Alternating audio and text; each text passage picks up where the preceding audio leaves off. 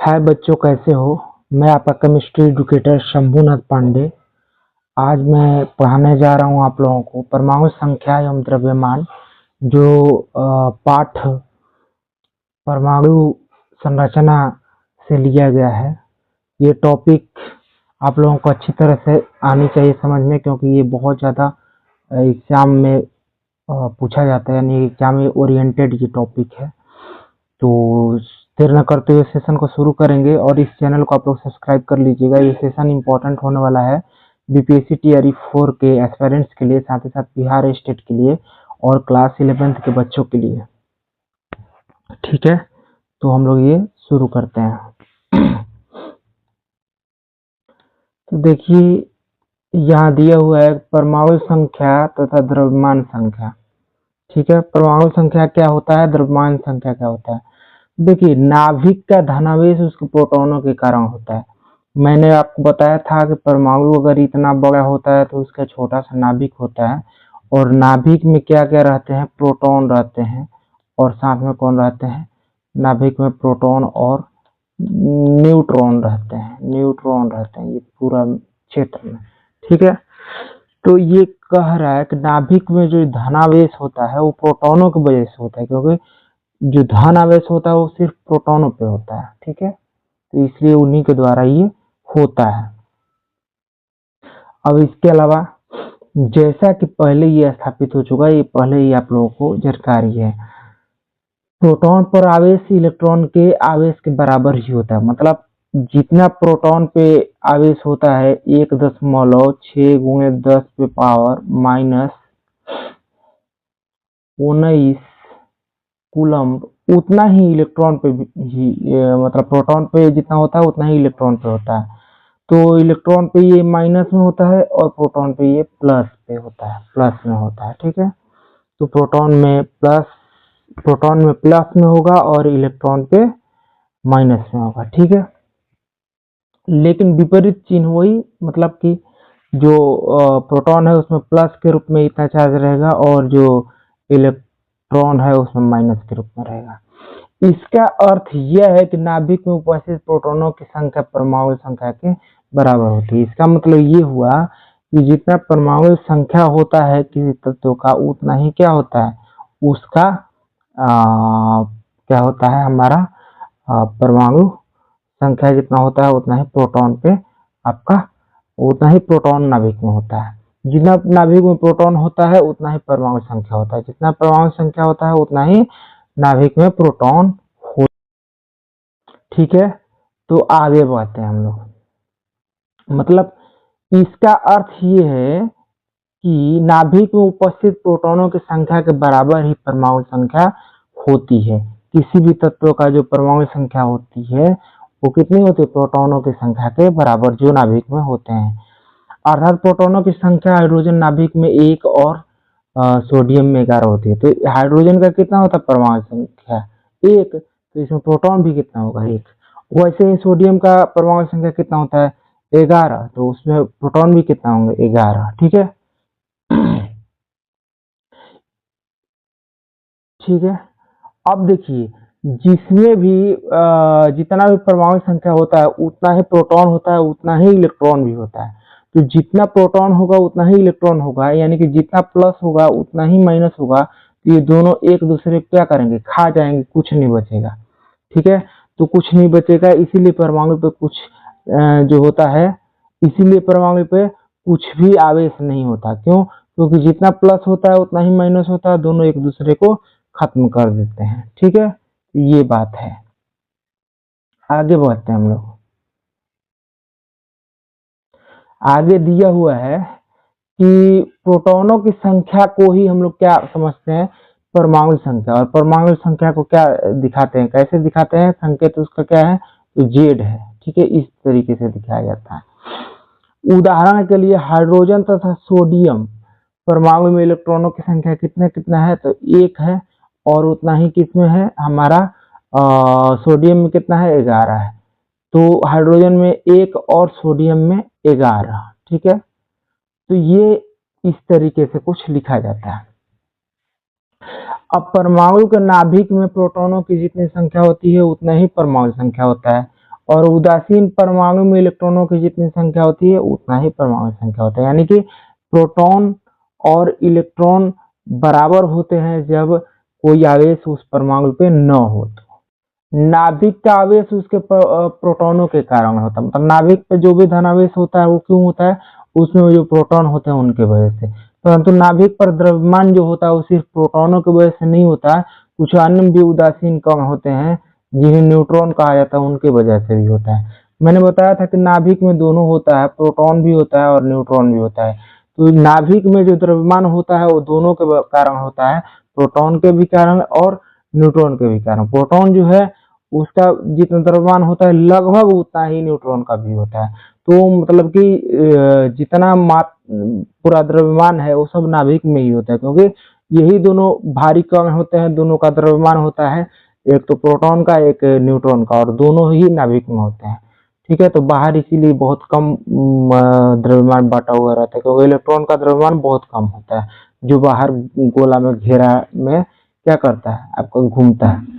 तो इलेक्ट्रॉन का भार बहुत कम होता है, पूरा भार जो होता है, पूरा जो द्रव्यमान होता है वो कहाँ होता है, नाभिक में संकुचित होता है। इस उदासीन कण को न्यूट्रॉन कहते हैं। तो ठीक है, उसको जो बीच में रहता है यानी कि प्रोटॉन के साथ, उसको क्या कहते हैं, न्यूट्रॉन कहते हैं। और प्रोटॉन और न्यूट्रॉन दोनों को एक साथ क्या कहते हैं, न्यूक्लियॉन्स कहते हैं।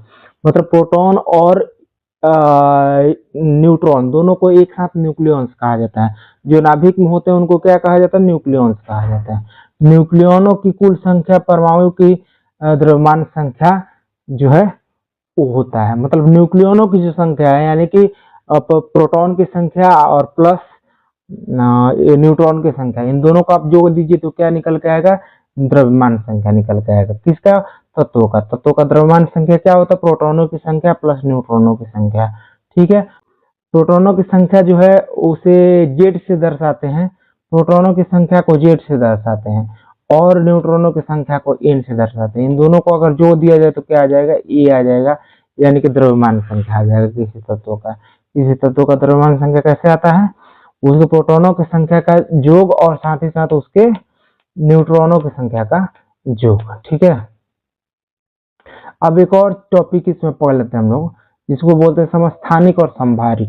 समस्थानिक क्या होता है, संभारिक क्या होता है। देखिए जब किसी तत्व को जो है लिखते हैं तो उसके साथ साथ दो चीजें हम लोग लिखते हैं, एक तो लिखते हैं उसका परमाणु संख्या और एक लिखते हैं उसका द्रव्यमान संख्या। ठीक है, तो द्रव्यमान संख्या लिखते हैं और परमाणु संख्या लिखते हैं। तो द्रव्यमान संख्या जो है वो आपका क्या होता है, जेड और यानी कि परमाणु संख्या और प्लस एन यानी न्यूट्रॉन की संख्या। ठीक है, और ये क्या होता है, प्रोटॉन की संख्या होता है। जेड जो होता है वो क्या होता है, प्रोटॉन की संख्या होता है, प्रोटॉन की संख्या होता है। ठीक है, क्या होता है, प्रोटॉन की संख्या हमारा होता है, प्रोटॉन की। ठीक है, अब क्या होता है, अगर कोई आप क्या ले लेते हैं समस्थानिक, तो उसमें क्या हो जाएगा, मान लीजिए आप कोई x1 और x2 दो समस्थानिक लिए, तो इसमें समस्थानिक में क्या हो जाता है कि जो परमाणु संख्या है वो क्या होता है, आपका बराबर होता है, मतलब ये जेड है ये भी जेड होगा। ठीक है, लेकिन जो उसका द्रव्यमान संख्या है वो अलग हो जाता है, मतलब ये A1 है तो ये A2 होगा, मतलब अलग अलग होगा। ठीक है, उसी तरीके से संभारिक एक होता है। संभारिक में क्या होता है, संभारिक में परमाणु द्रव्यमान जो होता है, द्रव्यमान संख्या जो होता है वो बराबर हो जाता है, मतलब इसका अगर A है परमाणु द्रव्यमान यानी द्रव्यमान संख्या, ठीक है, तो इसका जो क्या है इसका जो परमाणु संख्या है वो Z1 होगा, मतलब अलग होगा। और एक और यहाँ मान लीजिए कोई ये x1 था ये x2 था, तो यहाँ पे ये जो है परमाणु द्रव्यमान जो है, द्रव्यमान संख्या जो है वो तो बराबर होगा, इसका भी है इसका भी है, लेकिन इसका जो परमाणु संख्या वो अलग हो जाएगा, ये Z2 हो जाएगा, कुछ और होगा। ठीक है, और यहाँ Z1 था। मतलब आगे मैं और अच्छी तरीके से आपको समझाता हूँ कि मान लीजिए किसी भी परमाणु के संगठन को तत्वों के इस रूप में, तो मैंने दिखाना तो समझा ही दिया कि इस तरीके से दिखाया जाता है। अब संभारिक जो होता है तो वो ऐसे होता है आपका, ये तो हम लोग लिखना जान गए, तो ये तो लिखना हम लोग जान गए, ये तो हम लोग लिखना जान गए। किसी तत्व को अगर हमें लिखना है तो उसको कैसे, ऊपर में उसका द्रव्यमान संख्या लिखेंगे, नीचे में उसका परमाणु संख्या लिखेंगे, ठीक है। अब संभारिक में क्या होता है, मान लीजिए एक संभारिक ले लेते हैं कार्बन और नाइट्रोजन का, कार्बन का और नाइट्रोजन का। तो इसमें मान लीजिए कार्बन जो 14 होता है उसका देखते हैं, तो कार्बन 14 में कितना हो गया, द्रव्यमान संख्या 14 हो जाता है, ठीक है। क्योंकि न्यूट्रॉनों की संख्या जो है वो 6 न हो के इसमें कितने होती है, इसमें 6 न हो के 8 होती है, ठीक है। 14 में, कार्बन 12 में 6 होती है न्यूट्रॉनों की भी संख्या, लेकिन इसमें 8 हो जाती है। तो 6 प्रोटॉन की संख्या यानी कि परमाणु संख्या और प्लस 8 न्यूट्रॉन की संख्या, दोनों जोड़ देंगे तो क्या आएगा, द्रव्यमान संख्या। तो दोनों जोड़ेंगे 6 प्लस 8 तो कितना आ जाएगा, हमारा आ जाएगा 14। तो कार्बन 14 को देख लेते हैं। तो इसका जो परमाणु संख्या है वो तो यही 6 होता है, 6 होता है, लेकिन जो द्रव्यमान संख्या है वो 14 होता है। और वही नाइट्रोजन का अगर देखा जाए तो उसका जो परमाणु संख्या है वो तो 7 होता है, 7 होता है, लेकिन उसका जो द्रव्यमान संख्या होता है वो 14 होता है। मतलब दोनों का क्या हो गया, दोनों का भार यानी कि जो द्रव्यमान है वो बराबर हो गया, भार बराबर हो गया, सम हो गया भार, तो उसको क्या बोलेंगे, समभारिक। तो समभारिक ऐसे याद रख लीजिएगा कि जिसका भार बराबर हो जाता है यानी द्रव्यमान बराबर हो जाता है उसको समभारिक कहते हैं। तो ये चीजें हम, मुझे आशा है कि आप लोगों को समझ में आ गई होगी। अब आगे बढ़ते हैं, हम लोग क्या देखते हैं, समस्थानिक देखते हैं। समस्थानिक, तो समस्थानिक जैसे मैंने बताया कि उसमें परमाणु संख्या जो होता है वो सेम होता है, लेकिन उसका जो द्रव्यमान होता है संख्या वो अलग अलग होता है। तो एक हाइड्रोजन का ही ले लेते हैं उदाहरण। हाइड्रोजन का जो प्रोटियम होता है जिसको H से दिखाया जाता है, H से दिखाया जाता है, H संकेत से जिसको दिखाया जाता है वो प्रोटियम कहलाता है, ठीक है। और प्रोटियम का जो होता है परमाणु संख्या वो होता है 1, ठीक है। और इसका द्रव्यमान संख्या भी कितना होता है, 1, ठीक है। लेकिन इसी का एक समस्थानिक है, यानी कि एक और है हाइड्रोजन का ही प्रकार जिसको बोलते हैं ड्यूटेरियम। और ड्यूटेरियम का क्या होता है, हमारा एक परमाणु संख्या तो जरूर होता है, लेकिन उसका द्रव्यमान संख्या क्या हो जाता है, 2 हो जाता है, उसका द्रव्यमान संख्या 2 हो जाता है। इसका एक एक था, इसका 1 और 2 हो गया, ठीक है।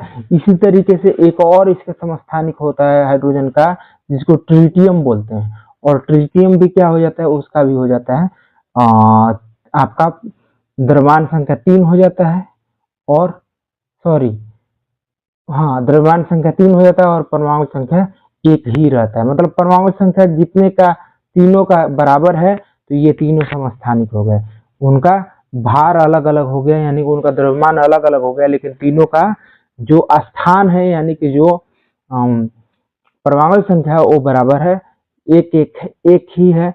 तो ये क्या कहलाएंगे, तीनों समस्थानिक कहलाएंगे। अब बात समझ में आ गई होगी। तो इसमें आप एक चीज और जान लीजिए कि हाइड्रोजन जो होता है वो 99.985% क्या होता है, प्रोटियम पाया जाता है हाइड्रोजन में, ठीक है। 99.985% सिर्फ प्रोटियम मिलता है, और 0.015% ड्यूटेरियम मिलता है, और ट्रिटियम बहुत कम मिलता है। मतलब कि इन तीनों का समस्थानिक जो है अलग अलग मात्रा में मिलता है, लेकिन सबसे ज्यादा प्रोटियम मिलता है, ठीक है।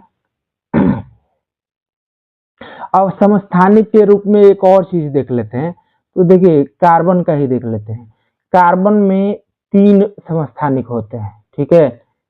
तीनों का परमाणु संख्या तो बराबर होता है, 6 6 6, ठीक है। लेकिन इनका जो द्रव्यमान संख्या होता है वो अलग अलग होता है। एक का 12 होता है, एक का 13 होता है, एक का 14 होता है, ठीक है। द्रव्यमान संख्या अलग अलग हो गया। तो और परमाणु संख्या 1 है, तो परमाणु संख्या 1 होता है तो क्या हो जाता है, वो हो जाता है समस्थानिक। तो ये तीनों क्या है, आपस में समस्थानिक है। वैसे ही क्लोरीन का भी एक समस्थानिक होता है, तो उसको भी देख लेते हैं। क्लोरीन का जो समस्थानिक होता है उसमें आपका प्रोटॉन की संख्या जो होता है वही तो परमाणु संख्या कहलाता है। तो एक में क्लोरीन में क्या होता है, हमारा 17 होता है परमाणु संख्या, ठीक है। दूसरे में भी उतना ही होगा 17 परमाणु संख्या, तीसरे में भी कितना होगा 17, लेकिन इसका जो द्रव्यमान संख्या वो अलग हो जाता है। एक का हो जाता है, एक क्लोरीन का हो जाता है 35। क्यों? क्योंकि इसमें जो न्यूट्रॉन की संख्या है वो बढ़ के वो होती है 18, ठीक है 18। मतलब इसका जो है परमाणु संख्या 17 होता है क्लोरीन का, और इसका जो द्रव्यमान संख्या होता है वो होता है 18, ठीक है 18। तो 17 और 18 जोड़ेंगे तो कितना आएगा 35। तो 35 इसका हो गया क्या, द्रव्यमान संख्या। वैसे ही दूसरी जो क्लोरीन है उसका क्या होता है, 17 होता है परमाणु संख्या और द्रव्यमान संख्या हो जाता है 20 न्यूट्रॉन के वजह से, ठीक है। 17 और 20 कितना हो गया, तो ये हो गया 37 हो जाता है इसका क्या, इसका हो जाता है द्रव्यमान संख्या। तो क्लोरीन का दो समस्थानिक होता है, एक 35 और एक 37, ठीक है।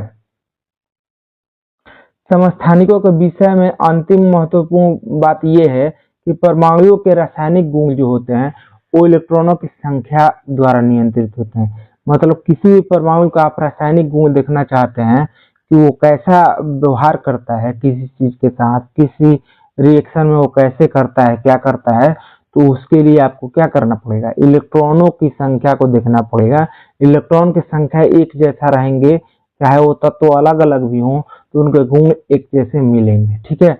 और नाभिक में प्रोटॉनों की संख्या द्वारा भी निर्धारित होती है, ठीक है। और नाभिक में जो है प्रोटॉनों की संख्या द्वारा निर्धारित होती है क्या, ये चीजें रासायनिक गुण, ठीक है। और साथ ही साथ इलेक्ट्रॉनों के द्वारा भी होती है। नाभिक में रासायनिक गुणों पर न्यूट्रॉनों की प्रभाव बहुत कम होता है। अब नाभिक में जो न्यूट्रॉन होते हैं उनका कोई प्रभाव रासायनिक गुण पे किसी तत्व के नहीं होता है। किसका किसका होता है, नाभिक में प्रोटॉनों की संख्या का जो असर है वो रासायनिक गुण पे किसी तत्व का पड़ता है, और बाहर जो इलेक्ट्रॉन है उनका जो है संख्या किसी भी तत्व का, किसी परमाणु का रासायनिक गुण दर्शाने में मदद करता है। तो नाभिक में जो प्रोटॉनों की संख्या है वो परमाणुओं के रासायनिक गुण को दर्शाने में मदद करता है, और जो इलेक्ट्रॉनों की संख्या है वो परमाणुओं के रासायनिक गुण को दर्शाने में मदद करता है। साथ ही साथ जो न्यूट्रॉन होते हैं नाभिक में वो कोई भी असर नहीं डालते। तो न्यूट्रॉनों की संख्या यहाँ समस्थानिक में जो है बदलता है। मतलब हाइड्रोजन का भी एक ही होता है, ड्यूटेरियम का भी परमाणु संख्या तो एक ही होता है, और ट्रिटियम का भी परमाणु संख्या तो एक ही होता है, लेकिन न्यूट्रॉन अलग अलग होने की वजह से हाइड्रोजन का जो प्रोटियम है इसका हो जाता है 1 द्रव्यमान संख्या, और ड्यूटेरियम का हो जाता है 2, और ट्रिटियम का हो जाता है 3, ठीक है। लेकिन इनका रासायनिक जो गुण है वो एक समान होता है। क्यों? क्योंकि इनमें परमाणुओं की संख्या बराबर है, इनमें इलेक्ट्रॉन परमाणु संख्या जो है वो बराबर है, इनमें परमाणु संख्या बराबर है, इसलिए इनका गुण जो होता है रासायनिक वो एक जैसा होता है। इनमें जो प्रोटॉन की संख्या वो बराबर है, इसलिए इनका रासायनिक गुण एक जैसा होता है समस्थानिकता हाइड्रोजन के समस्थानिकों का। और साथ ही साथ न्यूट्रॉन इनमें चूंकि अलग अलग हैं, इसलिए उनका कोई प्रभाव चूंकि नहीं पड़ता है परमाणु के रासायनिक गुण पे, इसलिए यहाँ भी कोई उसका प्रभाव नहीं पड़ता, ठीक है। तो यहाँ जो परमाणु द्रव्यमान आ रहे हैं वो क्यों आ रहा है, क्योंकि उनका न्यूट्रॉन की संख्या बढ़ रही है, ठीक है। लेकिन जो प्रोटॉन की संख्या वो बराबर है, इलेक्ट्रॉन की संख्या बराबर है, इसलिए सभी समस्थानिकों का, हाइड्रोजन के तीनों समस्थानिकों का जो गुण होता है रासायनिक वो समान होता है, ठीक है। या किसी भी समस्थानिक का जो गुण होता है रासायनिक, वो रासायनिक गुण क्या होता है, समान होता है। तो ये हम लोगों ने आज पढ़ा ये टॉपिक, और इस सेशन को मैं यहीं एंड करूंगा। आप लोग इस चैनल को सब्सक्राइब कर लीजिएगा जो आपका है, और वीडियोज को लाइक शेयर करते रहिए, और जो समझ में आता है या नहीं आता उसको कमेंट में कीजिए, कमेंट करके बताइए हमें, ठीक है। तो आप लोगों को बाय बोलेंगे हम, और हैव अ नाइस डे।